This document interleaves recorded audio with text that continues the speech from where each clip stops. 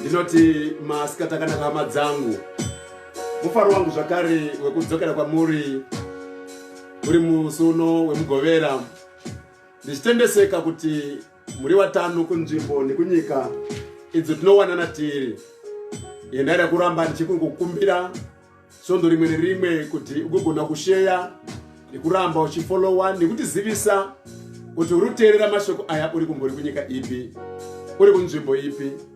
Ndinotenda kuti tinosakazana naMwari tiri vapenyu nevatano nekuno ndaramba ndiko uri mutano sezvizvi apo ndinoramba ndichitongotsanangura mufungo waKristu Jesu tichionesana nekuzivisana sezvemazuva nemisi zvichiramba zvichiratidza kuti zviri kuramba zvichiverengana nekupera.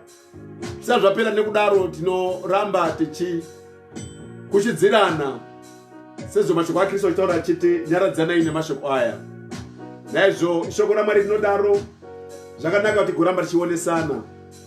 Nguva ino yezuva nemusi wanhasi ndaida kuti tigodzokera pashoko raMwari tikuzoverenga tiriwane kuna Madzimambo wechipiri chapter number 5 verse number 6 to 13 tozoenda pa 23 kusvika pa 27. Ngatisiyei tizomai mufundisi vechiverenga. Madzimambo wechipiri chapter 5 6 to 13. Akaenda nemwadi kuna mambo waIsraeri yakanga ichiti, zvino kana mwadi iyi ichisvika kwamuri, muzive kuti ndatuma Naamani muranda wangu kwamuri kuti mumuporese maperembudzi ake. Zvino mambo waIsraeri wakati arava nwadi iyo, akabvarura nguo dzake akati, asi ndini Mwari kani? Ndinoziva kuuraya nekuraramisa kani? Munhu uyu zvaatuma shoko kwandiri kuti ndiporese munhu maperembudzi ake. Okay. Asi fungai muone kuti unotsvaka kurwa neni. Zvino Erisha munhu waMwari wakati achinzwa kuti mambo waIsraeri wabvarura nguo dzake, akatuma shoko kuna mambo akati, mabvarureiko nguo dzenyu? Ngaauye hake zvino kwandiri, azive kuti muprofita uripo pakati paIsraeri. Naizvozvo Naamani akaenda namabhiza ake nengoro dzake, akandomira pamukova weimba yaErisha. Erisha akatuma nhume kwaari akati, enda undoshamba kanomwe muna Jorodhani, nyama yako idzokerezve kwauri uwe wakanaka. Asi Naamani wakatsamwa akabva akati, tarirai, ndanga ndichiti zvirokwazvo uchabuda kwandiri. Akamira akadana zita raJehovha Mwari wake nokupupurirapo noruoko rwake, agoporesa maperembudzi. Ko Abhana naFapari, idzo nzizi dzaDhamasiko, hadzina kunaka kukunda mvura yose iri pakati paIsraeri? Handingashambi madziri ndikava wakanaka here? Naizvozvo akaenda akabva atsamwa kwazvo.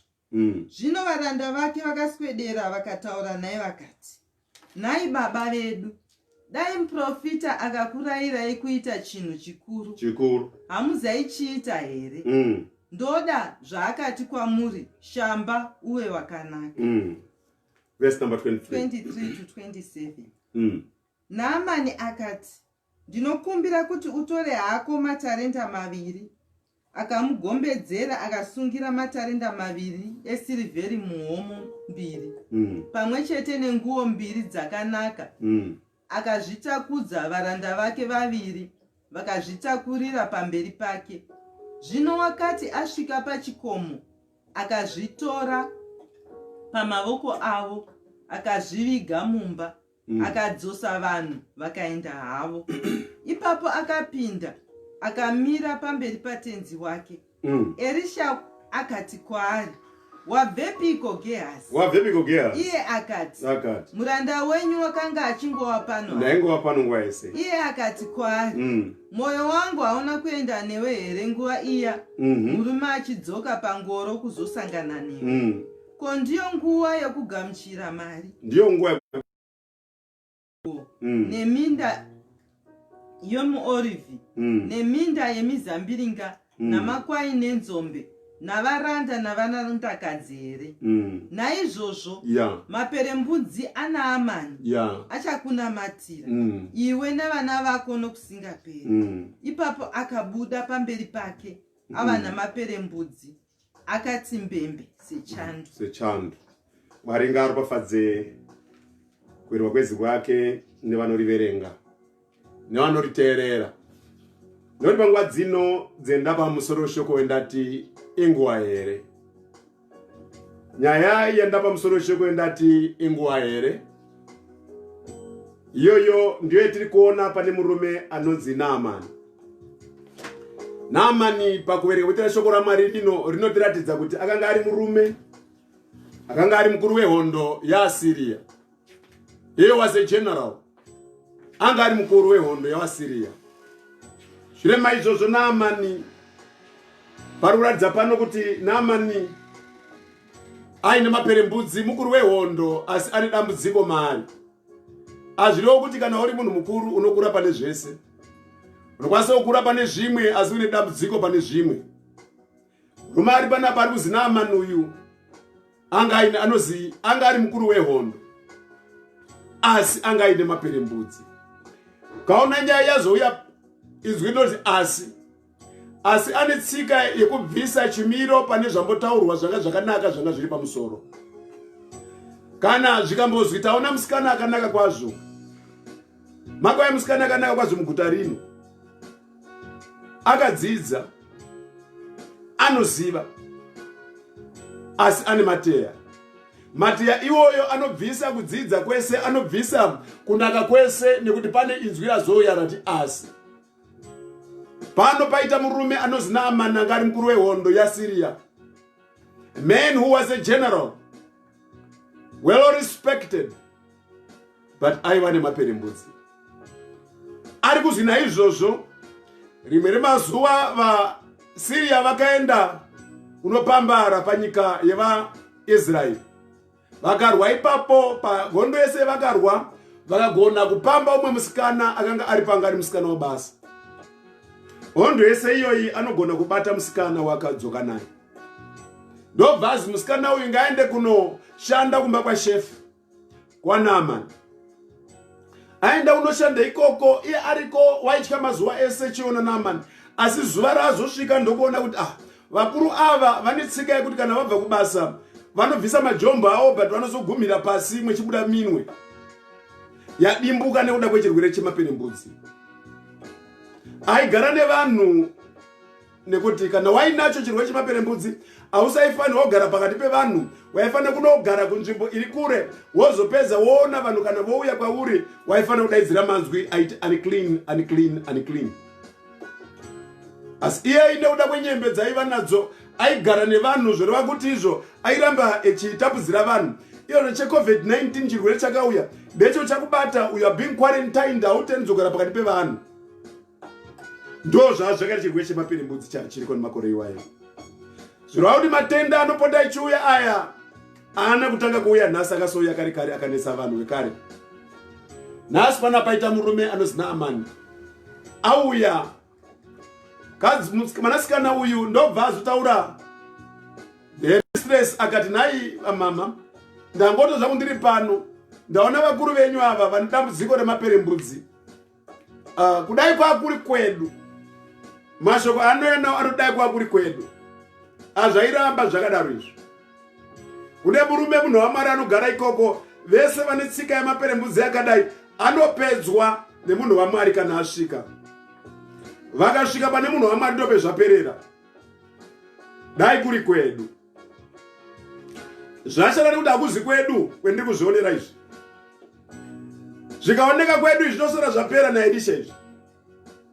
Takamuona takagara naye tikamutarira tikamuziva. Haana zvinopfuura nepamberi pake chirwere chinoramba chiripo. Dai kuri kwedu. Nyaya ndokutorwa paya ndokusvitswa kuna Naamani. Naamani ndokusvitsa kuna mambo weSiria. Mambo weSiria ndokuzwa zvaita pana general na iye ari kufawo nekuda kuti general wake agopora panyaya yedambudziko raainaro. Ndobva anyora nywadhi yakaenda kuna mambo weSiria, kuna mambo waIsraeri. Mambo weIsraeri ari kurwadziwa moyo, ari kuti unoda wakauya kuno ukanditorera vanhu kunoku ukaenda nawo ukatirwisa muno ukatikunda, nhasi uno wakuuya wechinyora kuti kwai ndinokumbira kuti mundiporesere general wangu. Ndinoporesa vanhu here inini? Arikuda kurwa hondo neni, arikutsvaga hondo neni, ari kundipa zvandisingagoni kuti ndazvitadza aone marwisiro, ari kutaura nyaya dzisingagoni kuita kuti kana ndadzitadza mukutadza kwangu iye agona matangiro ehondo. Hakuna chimwe ndokunozi kudenha. Varume wendizwirewo yauya pano. Elisha unozwa nemakuhwa kundo yako. Mambo ari kupenga nekuti wanyorwa tsamba namambo weSiria kundiporesera general wangu. Iye ndo pano nhai mambo inda ukambira dzisi dzenyu. Paauya pabude sana mambo here. Hapana uzere kune mambo kuna Elisha. Inda mechidenha dzisi dzenyu mwitora dzisi dzenyu liwadzirwa dzenyu. Haana kunga awira imimi. Yawira naye haisiri political nde healthy. It is spiritual. The spiritual sira is political moita. Yauya haisiri politics. Yauya it is spiritual. Ziyai pekutanga nepekuperera mambo. Mwari pakatisa wakapa umwe namwe padzoro rake akapa kuti vamwe vagova vanodhila nepolitics, vamwe vagova vanodhila neeconomy, vamwe vagova vanodhila nespiritual. Ini ndiri pano kuti ndigodhila nezviri spiritual. Muregedze auye kuno. Ziya pekutanga nepaunogumira. Ziya panoedzako nesiri dzako. Naizvozvo panapa mambo ndobva amurelisa ndobva ati chienda kwaElisha. Iye Naamani ndokutora madhongi ake ese nengoro dzake dzese dzauya nadzo ndokunosvika kumira pachiwanze chaElisha. Elisha anozwa kuti kwai auya akamira panze, uri kuzwa ndoiziri panze ndiye auya. Elisha pakuti abude chiti makadini hama dzangu. Anoti wawawira ndini, ini ndinopinda kukosha kupfuura iwewe. Saka handibudi ikoko ndokubva ataura muranda zvikazi iwe muranda sumuka enda unovataurire kuti ngaachienda kunorwigeza kurwisirwa Jorodhani. Vaudze kuti ngaende kuobvise tsvina.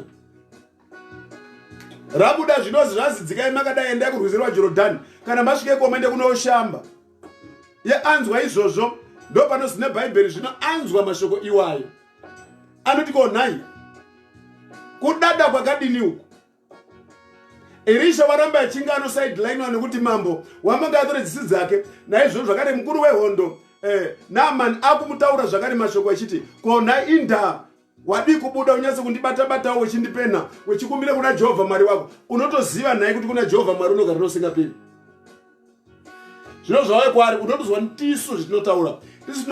Isu tisinozwa iye Mwari wacho. Autitauri zvekuita kuna Mwari. Vazhinji variko vanoti kana vasvika vambouya kunamatirwa, vambouya kwatsvaga nyasha dzaMwari, anoda kutaura nyakubatsira kuti izvo anobatsirwa sei. Nyambisa zvavanga wauya wanga wafanira kuti usvike wozwa nesu tisu tinozobva kuna iye. Anzwa izvo mashoko eyo asvika.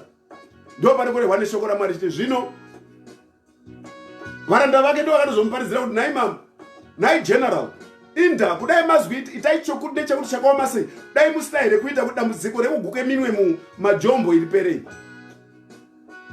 Zvino kogeza chete here kuti muchene mazwi dai mogeze tsvina zvikazi Obama naShama hasinani here kwedu kwetakabva Damasiko. Dai Damasiko anga ichiporesa makadini kuporera ikoko zvebodo gezeredzeko makadzigeza kangati mukasapera chirwere ichi. Naimi general inda kuvhengedzera muchidai kana manga mane rwizi rwekwenyu madi kugezera irworwo ko kana rwakachena rusikaporesi ko zvinobatsirika. Uyai kuno muite zvekuno kana muchifunga kuti Jorodhani wakasviba gezeni yakasviba iyo kuti mugone kuchena pakusviba. Ngori chemunacho kusviba amugezi nezvakachena kuti musvibe kuti muchene munogeza nezvakasviba kuti muchene. Saka dai madi ikweni iyo ndobva asumuka ipapo ndo panozine bhuku panapa vakasumuka vakaenda akanozvinyika zvikazi amusitogeza kamwe chete muchazvineka ka7 yapa muri inoda ka7 ka1 akakwani neka2 neka3 neka4 neka5 akakwani kaida kuti kasvike ka6 kasvike pa7 mukana kasvike pa7 nemuchaipupura mega zvichazvenge zvaita. Epo Elisha arutaura mashoko haana kubuda ikoko kana aitogocha chibage chake mumba kaitogocha chibage chake chichisanduridza. Regai chirege kutsva chiri kuno ime ndai mogeza uko mozopfura nepano ndokuenda mambo ndoko tibvake kutanga tibvake chipiri tibva kuzvakasvika chi7 paanosvika ku7 namba inofanira kukwana ngakaite 7 ngoti number 1 inomirira Mwari. Number 1 stands for God, number 2 is the number of fruitfulness, number 3 is the number of Trinity, number 4 is a universal number, number 5 is the number of grace, number 6 is a number of humanity, number 7 is a perfect number. Masvika pa number perfection apo you are going to be perfected in your body as well. Asvika echitimvura kekutanga kechipiri nekechitatu nekechina nekechishanu pasi kechitanhatu kechi7 kuzobuda mvura ganda rari mwana mudiki anoti ndozvo zvinoita ndozvo zvinoita kana mauya kuno.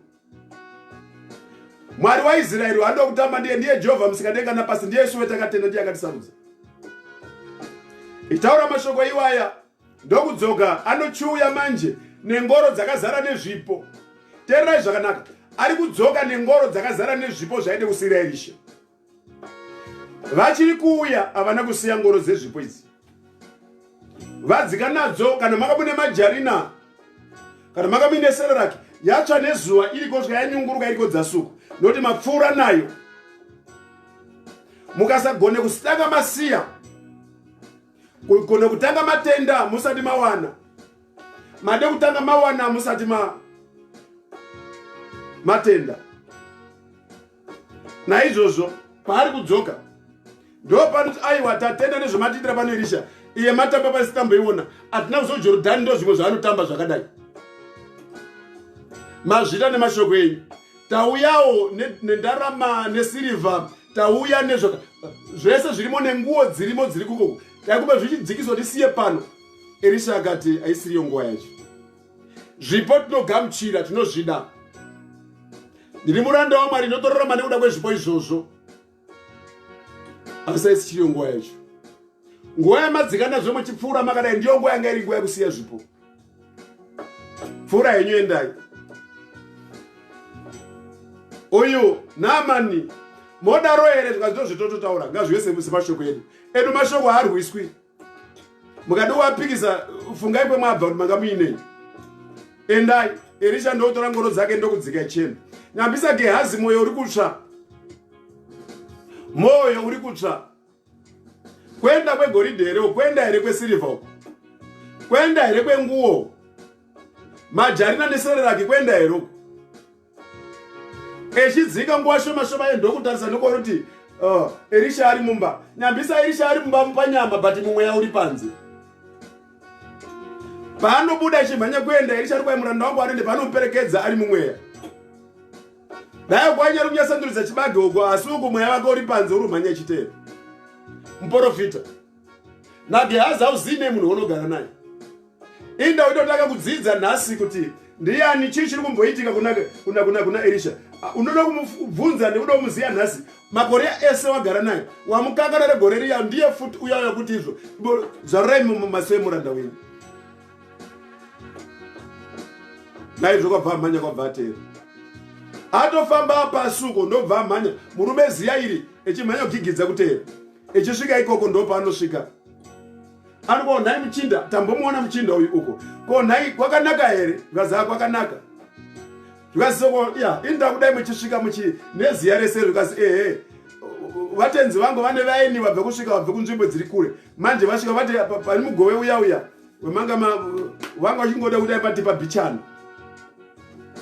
uyu ndobva atora zvikamu zvaakatora ndobva amupa nenguo zvikasi aiwa ndobva ndatokupai futi nevanokuperekedza kuti murege kuremerwa vakati ngaandiperekedze asi vaiziva paifanira kuzogumisirwa kuti asaiti nedambudziko nazvo ndobva adzoka chobva asvopinda mumba make kwabva asvobva siyarongedza kwabva buda kati imi muprofita kana musikazvidu imi kana musikazvidu isu tinozvida nemwoyo make ndobva abuda pachiwanzi sepasina chaari kuziya chamboitika ndobva zvikazi nhai gehazi uya pano gehi uya pano tizwa iye zvikazi inda wanga uri kupi zvikazi ndakandikori pano ndaitenderera zvikazi ko mweya wanga wana kuperekedza here ndo pano kubude topic yedu yadasikwairi anti inguva here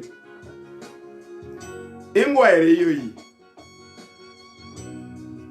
iyoyi yekugamuchira zvipo zvinoti zvipo zvinodikana uye zvinogamuchirwa asi haisiri nguva yechikuzvigamuchira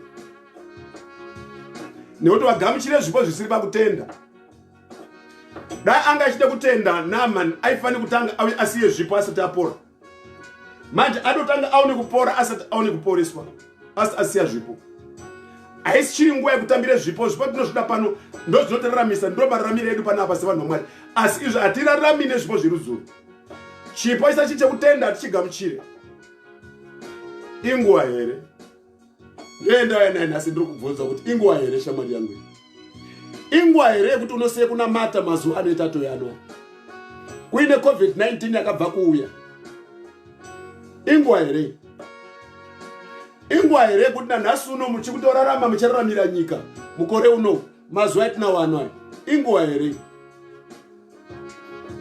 zvaitwa nekare tisati taona kuti nyika yakusvepa magumo yakadai inguva here